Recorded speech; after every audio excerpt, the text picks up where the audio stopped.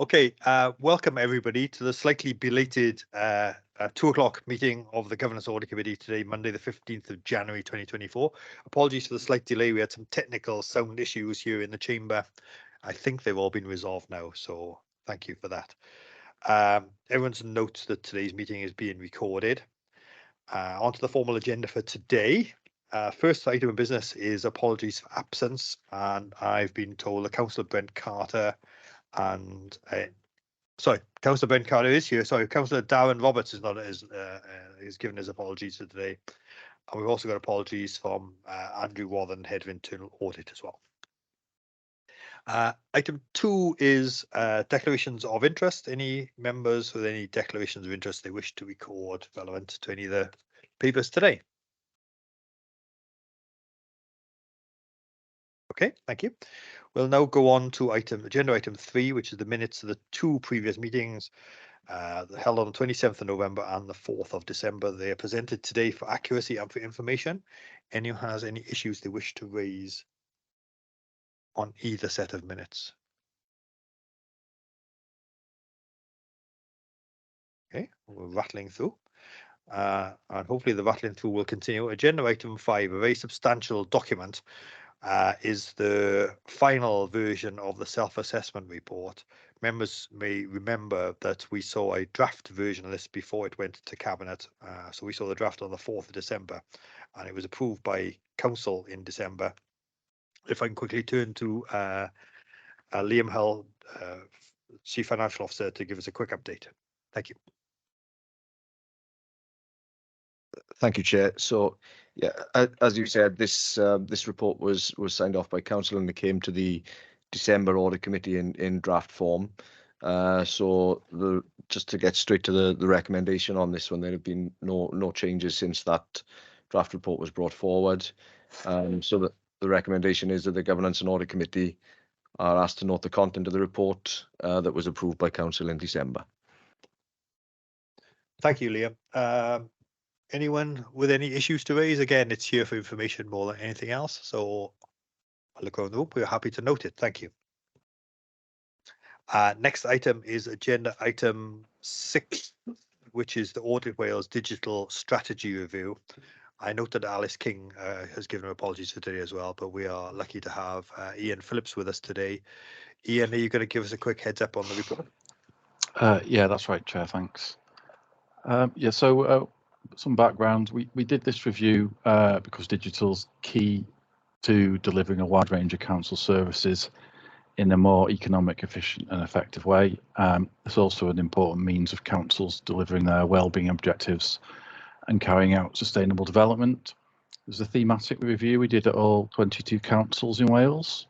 Our main audit question was, in developing its digital strategy, has the council acted in accordance with the sustainable development principle and put in place proper arrangements to secure value for money in the use of its resources?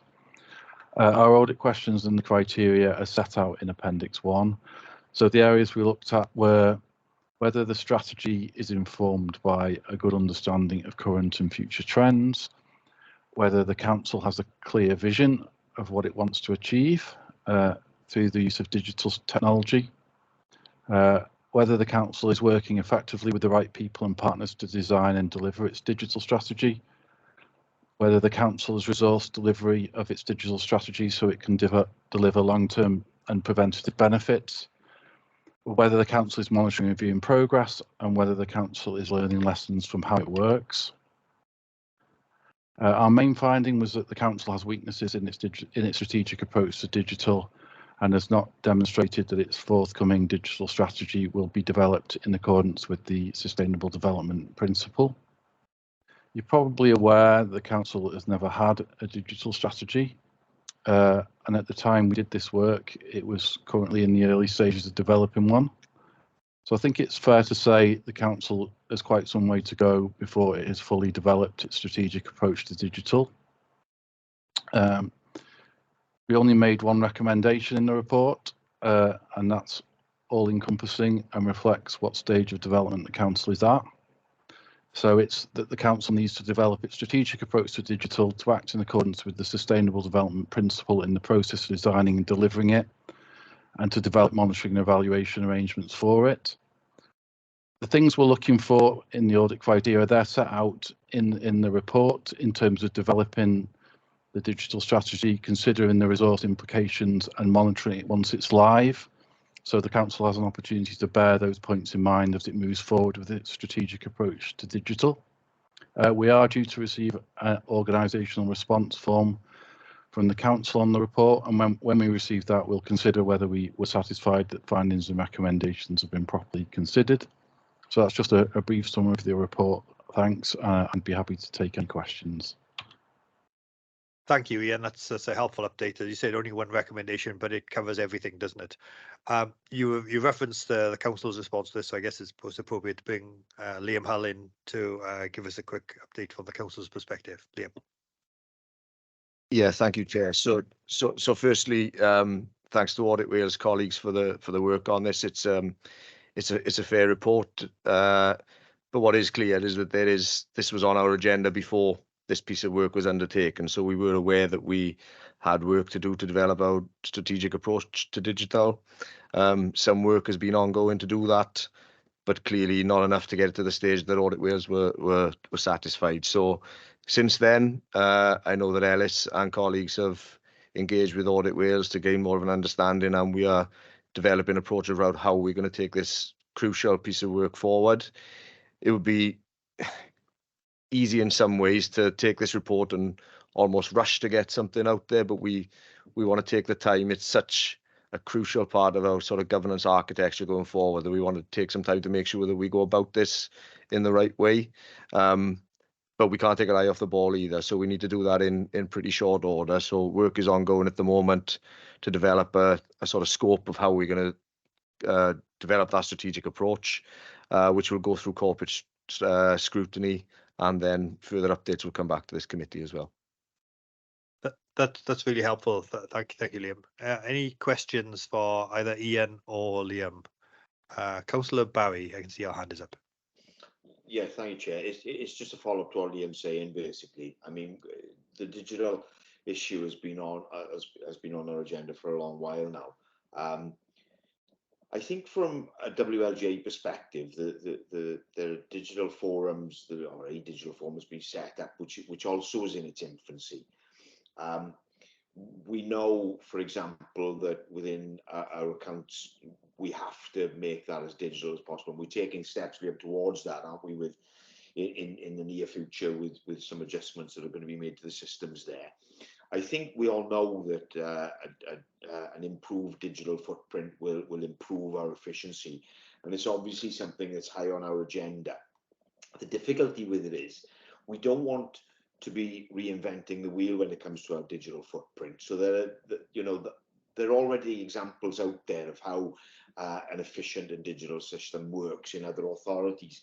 I don't think the systems of communication, authority to authority, are mature enough at the moment for us to be meeting on a regular basis and learning from other authorities in terms of how they've implemented a digital strategy and where it makes the greatest impact for our authority. So it is early doors, it is high on our agenda, but I don't think that the infrastructure is in place yet for us to learn from everybody else rather than start from scratch to implement what we need to implement. So it's a difficult issue. We all understand how important it is, but it's not simple, is what I'd say to Ian, as he's probably picked up and his colleagues through interviews with everybody that's been involved with this. But it obviously is a direction that we have to take.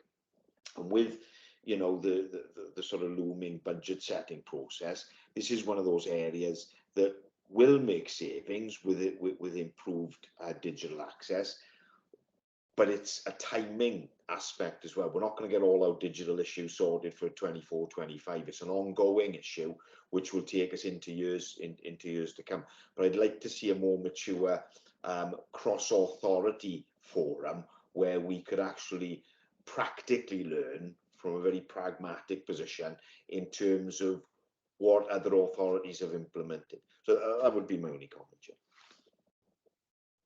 Thank you, Councillor Barry. Ian, perhaps I could bring you in with a specific question following off on that. Is you're obviously doing 22 reports. I don't know where you are in terms of delivering 22. I've seen a couple already. Is the intention to do a kind of best practice piece of work as a result of this, saying you should go look over there because they've got this sorted? Or is it very much, as Andrew Barry says, it's for the local authorities to go and find the best practice? A bit of both, really, in that we are planning a national report shortly, once we've concluded all the reviews, which would hopefully include some best practice. But set alongside that is that we've published a fair amount already on the website. Now some are in a similar position to Merthyr, some are further along, and one or two are overall their reports are pretty positive actually. So I think there is learning out there already on our website. I have shared a link with officers to one of the more positive ones in recent times, and we'll keep having those conversations when I meet with my key contacts and sort of signpost to ones where there could be learning from the council to pick up. Thank you, and that's really helpful. I'm looking for other hands, and I don't see any. I guess therefore the next question is about next steps. I think Councillor Barry's right in saying this isn't a quick fix, but there need to be steps along the way. So perhaps Liam, you can give us an update on sort of when things might come back to us. Yeah, thanks, Chair. So as I said, this piece of work in terms of that scoping document and that how and the principles that are underlying in our digital approach going forward are being worked on at the moment, and they'll be taken through corporate scrutiny in the next couple of months with updates coming back then to this committee. That longer term approach, we've got less certainty around the timeline, but again, it can't be something that we take our eye off the ball on. But certainly that first piece of work is scoping out how and the principles that sit underneath that strategy. That's really helpful, and so we'll keep an eye on that something coming back to us in this calendar year. Then I guess you're saying so we'll get to see something. Okay. Yes, absolutely. Okay, thank you. Any other questions for Ian or for Liam? Sorry, Colin, go ahead. One of the things I did note in the report was around accountability, identifying a lead for the digital strategy, which I think is possibly undermined by some resourcing issues at the senior level that we have in the council. Are we in a position to do that, to identify that individual, which obviously then ultimately we could bring to this forum to move it on? So I think that's part of the ongoing work at the moment. You're right to point out some of the sort of capacity issues, certainly within the governance and resources directorate that we're experiencing at the moment. So yeah, identifying a lead, be that an individual or a collective of staff, is going to be key to making this piece of work move forward at the right pace, and that's something that'll be developed through the scoping document. So yeah, it may not be an individual, it may be a collective, but those accountability lines will be clear. Thank you, Chair. Okay, thank you. That's really positive. I can see one more hand up, and it's Councillor Salmon. Thank you, Chair. Following on from Colin's question, and also number 13 of the report, it says the council has not set aside funding for its developing strategic approach to digital. Do we have an idea of how much this is going to cost? Obviously, you're in the early days, and will we need to hire someone else that's not already employed in the council? Liam? Thank you, Councillor Salmon. So the short answer is no. I mean, these things can be as big or as small as you need them to be, and ultimately we need to operate within the cost envelope that we've got, not just on digital but across the authority. We are looking and certainly will continue to look at invest to save options, and a lot of digital digital projects come into that bracket where there is a high cost at the start, but those savings will be seen further down the line. So those are the areas that we need to focus on, but ultimately we need to deliver this within the cost envelope that the council currently has. And then in Thank you, terms Ian. of, Thank you, Chair. sorry, just in terms of your second question, then in terms of external resource, maybe at a sort of specific project level that we may, so some implementation costs at a specific system or something like that, but we're not anticipating we'd be bringing in consultants to lead this piece of work for us. Okay, thank you, Liam. Just a final one for me is the report says we don't have a strategic sort of view of digital. It doesn't go to mean to say that we don't do IT projects, etc. We have a number of IT projects on the go, but it's that overarching strategy that's what it is really what we're trying to do. So I think that just to kind of make sure that that's kind of clearly understood. It's not what it means we're not doing IT. We just need to do it in a more structured way. Okay, thank you. So we look forward to getting a response back sometime later in the year. Turning therefore to agenda item 7. This is a piece of work which was commissioned by the committee back last year, and it's to look at all the external audit recommendations that are out there and just making sure where we are, make sure we haven't lost sight of them. So we're fortunate to have the author of the report, Saif, is in the room with us today. So I'll turn to you first to give us a quick introduction. Thank you. Thank you, Chair. I'll try and keep the report brief and short. Before I do go into the report itself, just to make members aware, there is a typo under section 6 of the report underneath the financial implications. This should read 6.1, not 5.1. So yeah, apologies for that. But yeah, on the report itself, so it was raised in the last Governance and Audit Committee back in October of last year that a number of recommendations were overdue, which was a slight concern. Since then, we have undertaken an exercise to address this by capturing revised target dates for some of these recommendations and to provide progress in implementing those recommendations where progress has been made. You may recall the discussion we had at that meeting in October around setting realistic and achievable target dates for our recommendations, as opposed to setting the preliminary one-year target date and trying to stick to that rigorously. Members will see from Appendix 1 that this exercise has been completed, with the exception of 1 or 2 recommendations where we are waiting for a response from the lead officer. I'm due to attend CMT on Wednesday of this week to secure updates on some of these recommendations, so I'll reflect this in the next iteration of the report, along with any new publications that are released in the interim period as well. And rest assured, I'll continue to meet with CMT on a monthly basis to ensure that our external audit recommendations are being progressed within agreed timescales, and we'll do our utmost to ensure that this remains a priority piece of work. That's about it from me. Happy to take any questions at this point. Thank you.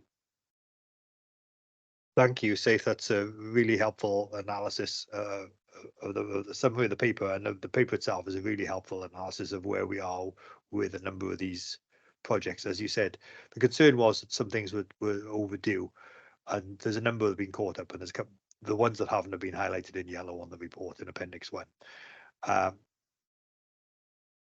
There's a balance here between being nervous that they were overdue and we need to set realistic targets, but then some of the realistic targets are a number of months, and in some cases a couple of years into the distance. So kind of need to be sure that we are addressing them appropriately and not setting targets that are too ambitious, but on the other hand, letting things that are important take too long to be delivered. So I think it's important we kind of keep an eye on these. Is there an intention now, as you said, the routine has been established for this to come back to us on a regular basis? And if so, how regular is that going to be? Yeah, I believe the agreed timescale for all the committee is quarterly, I believe, Chair. Yeah. Okay, that's really helpful. Thank you. And I wonder whether other scrutiny committees are going to want to see the particular bits in here that are relevant to those scrutiny committees. I don't know if that's part of the plan as well. Safe. It depends, really. These reports are discussed at CMT level, and if there aren't any sort of issues that are raised by members, then it's something that we can call into our scrutiny committees. But it would depend on the nature of the reports and which committee they'd be relevant to, I suppose, Chair. Okay, I feel that feels reasonable to me. Any questions on the report? Okay. Councillor Barry. Thank you, Chair. It may be useful in terms of this particular report, Safe, to refer it to Cabinet CMT session so that we can discuss it.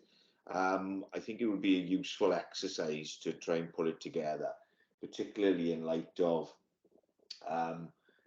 recommendation 9, is it? Strengthen security arrangements with a view to sort of working more closely with Cabinet, whole Cabinet account. So it's possibly an opportunity for us to sort of wash that out with Cabinet as well as CMT to see if there's you know, progress that can be made through that sort of forum. Feels reasonable. Do you think that's doable? Yeah, absolutely. As I said, I'm attending CMT on Wednesday, so I'll raise it there, Councillor Barry, and yeah, I'll get back to you with a response Okay. following that meeting. Thank you. Lovely. Thank you, Chair. Okay, thank you, Councillor Barry. Thank you, Safe. The recommendations are we review the progress to date, and we endorse the closure of the recommendations that are marked as closed, and recognise the new revised dates on some of them as well. So we are happy to do that, I presume. Councillor Barry's hand is still up. I guess that's a legacy hand, though, isn't it? Yeah. Okay. Brilliant. Thank you. Sorry, Chair. Yeah, sure. I have to apologise, but I have to leave for a work commitment. Is that okay? Sorry. Oh, of course it is. Thank you for attending. Lovely. Thanks all. Bye. That takes us, I think, to agenda item 8, which is the internal audit progress report. And I turn to my left, Lisa. Thank you, Chair. So agenda item number 8 is the progress against the internal audit plan for 2023-24. And the purpose of this report is to provide members with a position statement on the progress that's been made on the work in the plan. Just a bit of background at 3.1 of the report. So the head of audit is responsible for developing a risk-based annual plan in accordance with the public sector internal audit standards, which considers the council's risk management framework. There's also a requirement for the head of audit to adjust and review the plan as necessary throughout the year in response to changes throughout the year. And the head of audit must ensure that resources are sufficiently deployed to achieve the plan. The internal audit plan for this financial year was approved by committee on the 12th of June, and the plan outlined the audit assignments that we intended to carry out to provide coverage to enable an overall opinion at the end of the year. 4.1 of the report refers to the current situation from the 1st of April to the 31st of December. And Appendix A of the report shows the status of each plan review, the audit opinion, the number of high, medium and low recommendations made. 4.2 of the report, within the Regional Internal Audit Service, we've set some internal performance measures to help us deliver, to monitor the delivery of our plan. And members will see that we've given ourselves a target of quarter 1, 10%, quarter 2, 30%, quarter 3, 50%, and for the end of the year, quarter 4. At 4.3 of the report, as you will see, our progress as at the 31st of December was 32%, which we acknowledge is below the target which we've set ourselves internally, and is more aligned with the target that we've set ourselves for quarter 2. Table 1 of the report shows the status of each audit assignment. I think it's important for me to give some reasons behind the differences between our planned and actual. We have a long-term sickness within the team, which impacts on the delivery of the plan. We've also got a vacancy of a senior auditor, which impacts on the delivery of the plan. We've had a maternity leave for the year, which again has impacted on the plan. As you're aware from previous discussions, we have used SWAP to undertake a number of audits, and they'll continue to work with us until the end of the financial year to turn around as much work as possible. We've also taken on a new resource today, another senior auditor on a short-term basis for 3 months to undertake some audits across both Merthyr and RCT.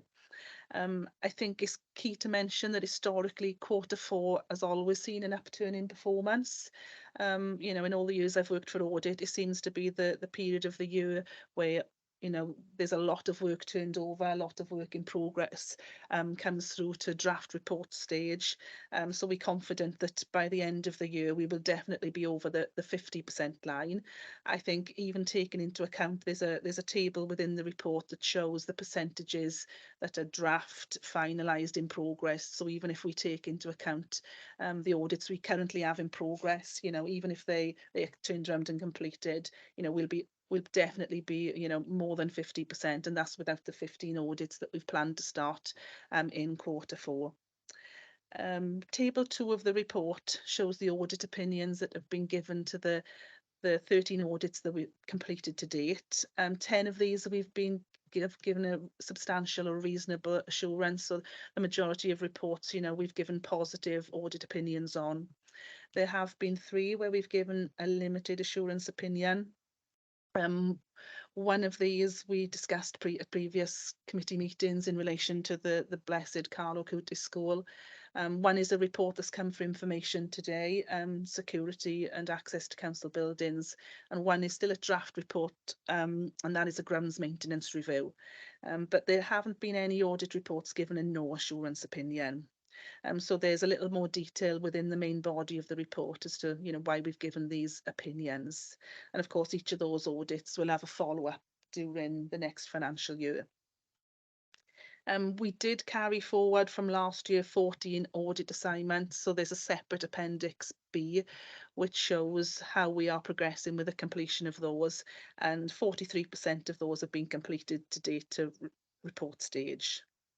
Lastly, then 4.8 refers to the recommendations that we've made during 2023-24, and then 93 recommendations that have been made to date for the pieces of work that we've issued to report stage.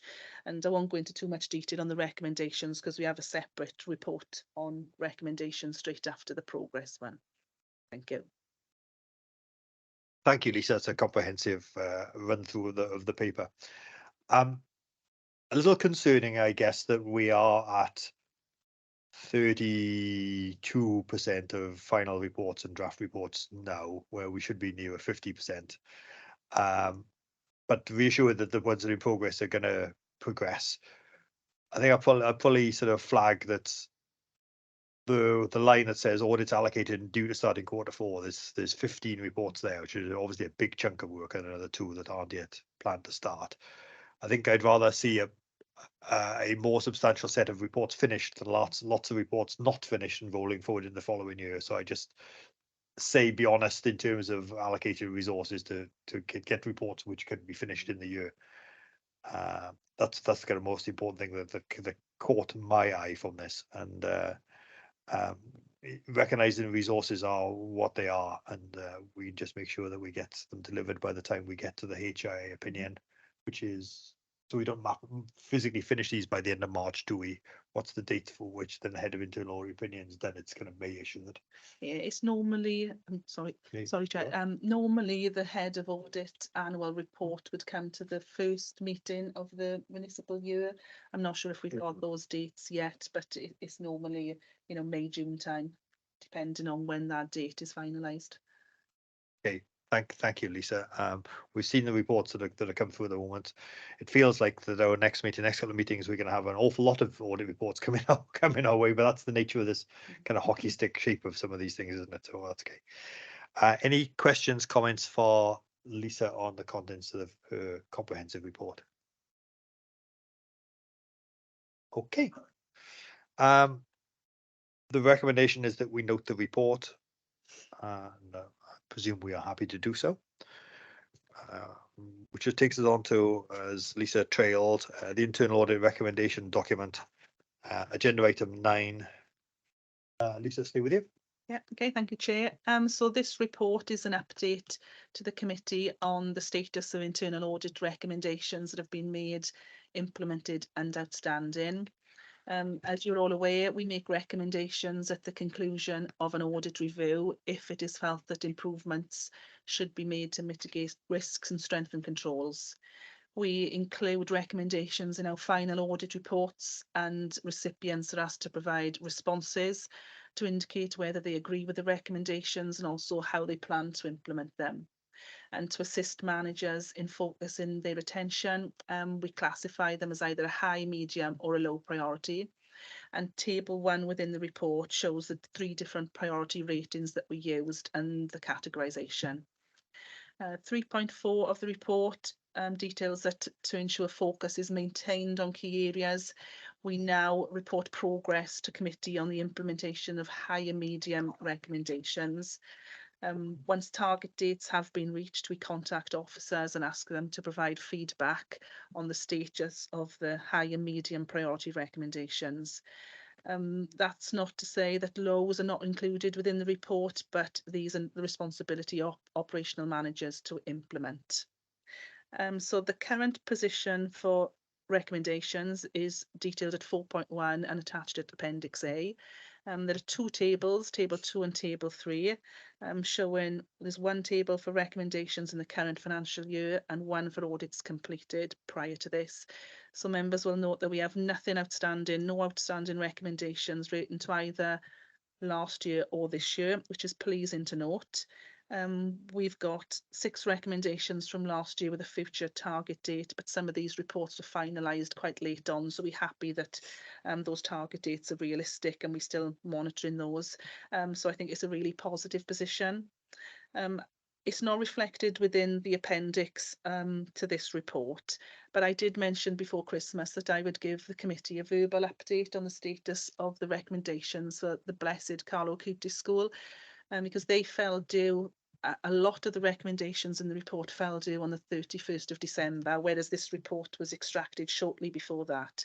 But we have gone back to the school and they're on target for the progress made as they indicated within their responses. So we're happy that they're on track for the implementation of the recommendations also. Thank you. Thank you, Lisa. It's always very pleasing to see that there's nothing that's failed to be delivered within the dates that were set. So nice to see those notes in tables 2 and 3. You mentioned the recommendations which are yet to reach the dates for delivery, 39 and the 6. Do you have a kind of comfort feel for sort of how they are progressing? Do you engage informally or formally to say how things are going? Because if we wait till the end and they aren't met, in other words, should I be worried about any of those 39 or not? No, thank you, Chair. I think that the process starts when the report is being finalised, as in the auditors work with the auditees to agree a reasonable timescale, and we kind of like have not so much a ready reckoner, but if something is a high priority, we would like to see that implemented within a certain amount of time. If something is a medium priority, within a certain amount of time. So at the point of the recommendations being agreed and target dates and manager responses, we have that conversation then. So based on those dates that are put onto our system, we are happy with those dates for implementation. We would, however, have a conversation if that date fell overdue and there was a request to push it further, because obviously the further a date is being revised, that risk still remains in place. So that's a conversation that the auditors would have with the individual services or managers, or if there was a high priority that was taking a little bit longer, that would be escalated to me for a conversation. So we are constantly monitoring the status of recommendations. I think it's the worst thing that can happen is be escalated to Lisa. I think that's a terrifying thought, and we make sure that that doesn't happen. Actually, okay, that's really helpful. Thank you, Lisa. I look around the room and online. No, okay. The recommendation is we are asked to note the contents of the report, and I think we've done that. So thank you, Lisa. We now move to agenda item 10, which is the forward work programme. I think we stay with you, Lisa. No, we don't. We got Helen.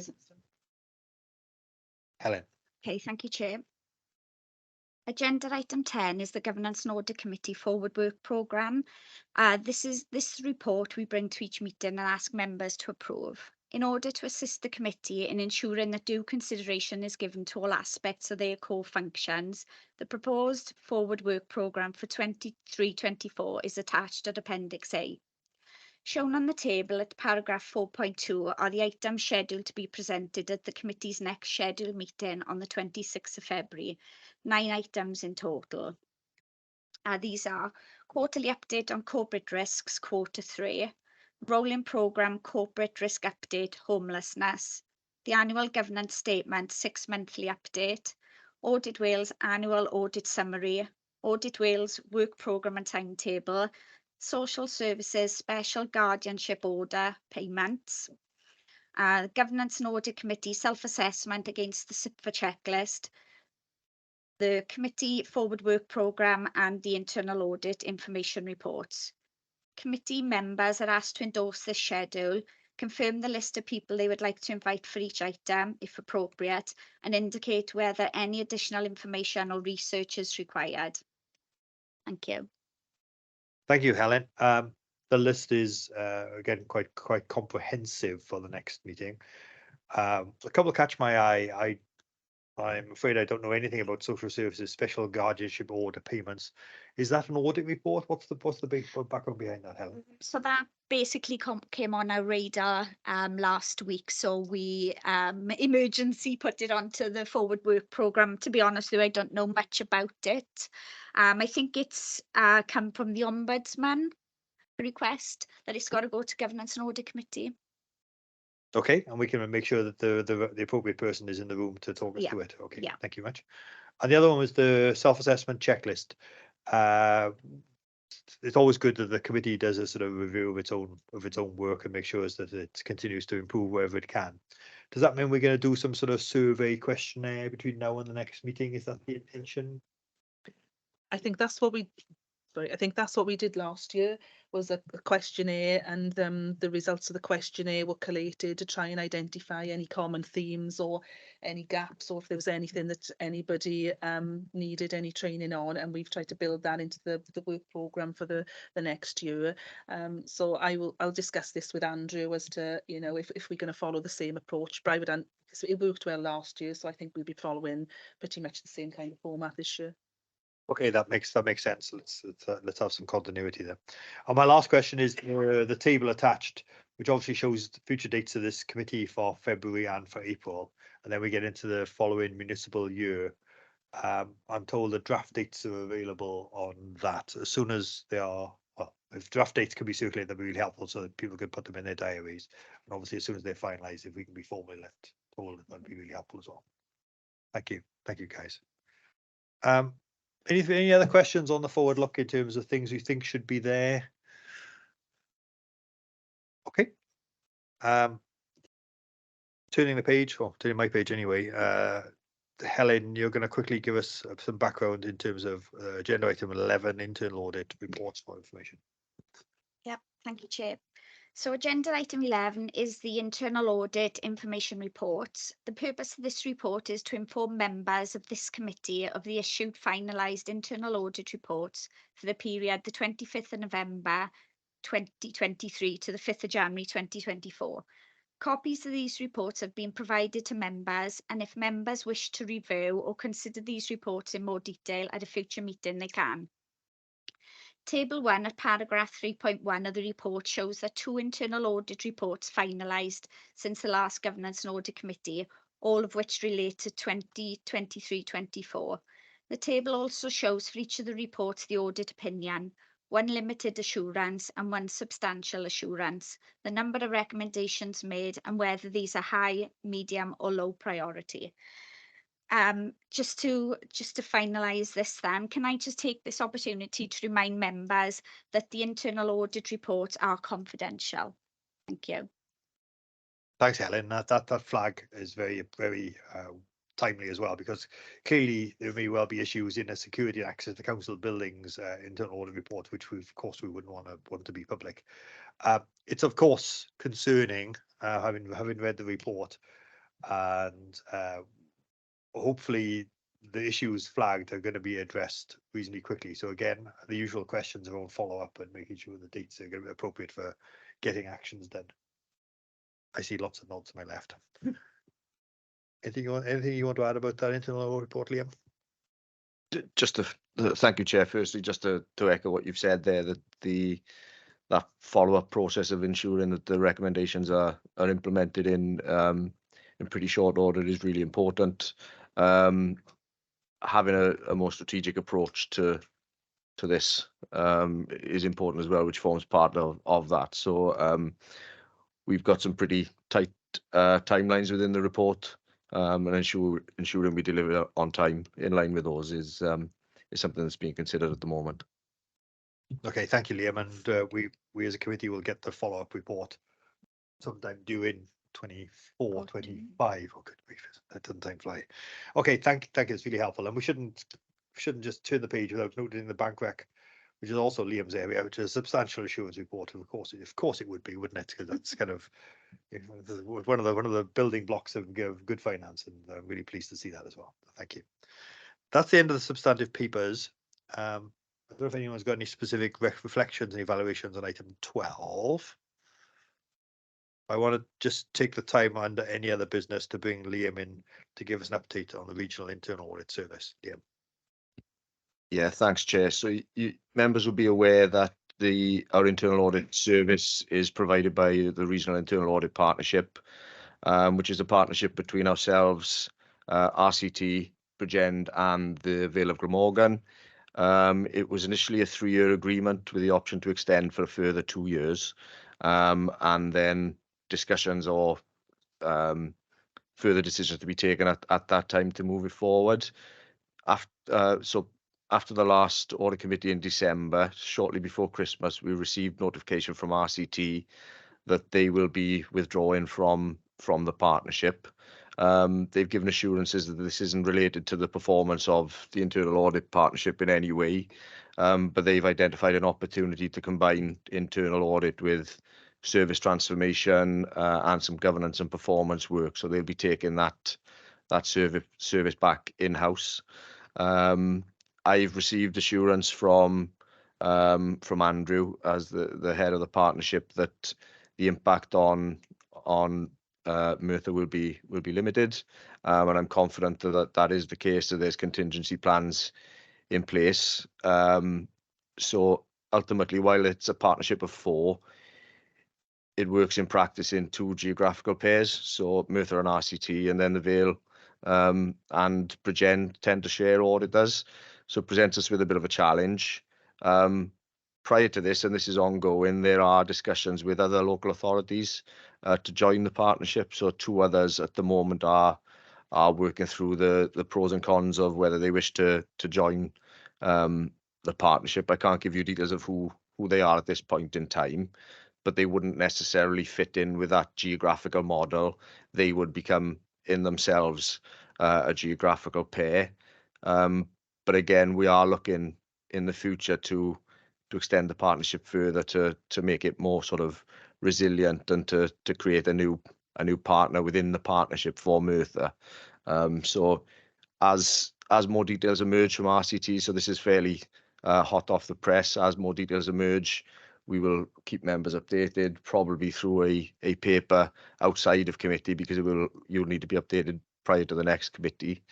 But just to give members that assurance that I'm comfortable with the assurances that Andrew, as the head of internal audit, has given to me in terms of the contingency processes they've got in place. Thank you, Liam.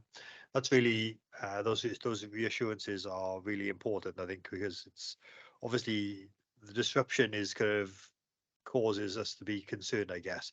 And it's helpful to understand that RCT are not pulling away from the service due to any issues around performance or quality, which is really, really good to know. It's disappointing that this has kind of emerged at a reasonably late stage, given that we're talking about the 31st of March is now less than 3 months away. So I'm grateful for updates as they come along. Keep us posted, please, and I'm sure we'll have a further discussion in our February meeting. Okay, thank you, Liam. Thank you, everyone. That's all the business we have today. Our next meeting is Monday, the 26th of February. See you all then. Thank you. Bye. Thank you, Chair. Thanks, Chair.